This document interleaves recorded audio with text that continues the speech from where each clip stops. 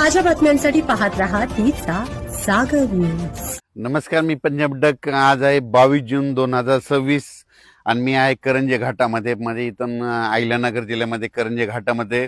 आणि या ठिकाणाहून खास करून अहिल्यानगरच्या ह्या करंजे घाटातल्या शेतकऱ्याला एक अंदाज देणार आहे, कारण की त्यांचे फोन आले की आमच्या भागामध्ये पुण्याकडे पाऊस सुरू झाला, आमच्याकडे अद्याप आला नाही। तर ह्या करंजे घाटातल्या संपूर्ण भागातल्या शेतकऱ्याला, पाथर्डी तालुक्यातल्या अहिल्यानगर जिल्ह्यातल्या शेतकऱ्याला सांगू इच्छितो की आज मतदार 22 जूनला म्हणजे आज रात्रीच्याला तुमच्या भागामध्ये चांगला जोराचा पाऊस सुरू होणार आहे। आजपासून तर चांगला जवळपास 5 जुलैपर्यंत चांगला पाऊस बरसणार आहे आणि तुमच्या इकडे जे छोटे छोटे तळे त्याच्यात देखील पाणी येणार आहे, म्हणून हा अंदाज लक्षात घ्यायचा।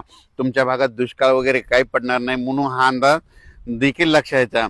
पण राज्यातल्या सर्व शेतकऱ्याला सांगू इच्छितो की राज्यामध्ये पूर्व विदर्भ, पश्चिम विदर्भ, दक्षिण महाराष्ट्र, उत्तर महाराष्ट्र, कोकणपट्टी, खानदेश, मराठवाडा सर्व शेतकऱ्याला सांगू इच्छितो की आज 22 जून पासून मी म्हटलं होतं ना, काल 21 ला पाऊस सुरू होईल, तर 21 ला पुणे, नाशिक, सातारा, बऱ्याच भागामध्ये मुंबई सगळीकडे पाऊस सुरू झाला।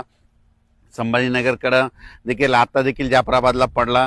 पण आता राज्यातल्या सर्व शेतकऱ्याला सांगू इच्छितो आज 22 जून पासून आजपासून राज्यातला पाऊस आणखीन वाढत जाणार आहे।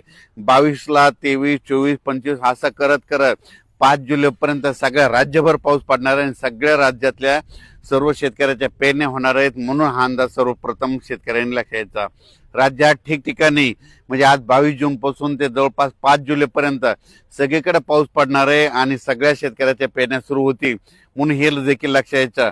दुष्काळ वगैरे काही पडणार नाही। आणि सर्वप्रथम आनंदाची बातमी आणखीन सांगू इच्छितो की जुलैच्या म्हणजे 2 जुलै ते 20 जुलैच्या दरम्यान राज्यामध्ये अतिवृष्टी होणार आहे, म्हणून हा अंदाज लक्षात घ्यायचा।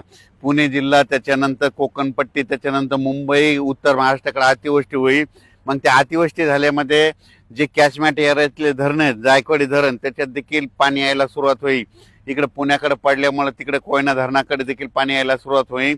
त्याच्यामुळं हे देखील सर्व शेतकऱ्यांनी अंदाज लक्षात द्यायचा। आज दुपारनंतर जे पाऊस सुरू होणार आहे 22 जूनला, तर तुम्हाला सांगू इच्छितो आज लगेच काय होणार सगळीकडे महाराष्ट्रामध्ये काय होणार, पश्चिम महाराष्ट्र, कोकणपट्टी, त्याच्यानंतर इकडे मराठवाड्याकडे देखील येणार आहे, विदर्भाकडे देखील येणार आहे। म्हणजे जवळपास आज बराच भाग जवळपास व्यापून टाकणार आहे, म्हणून हा अंदाज लक्षात घ्यायचा।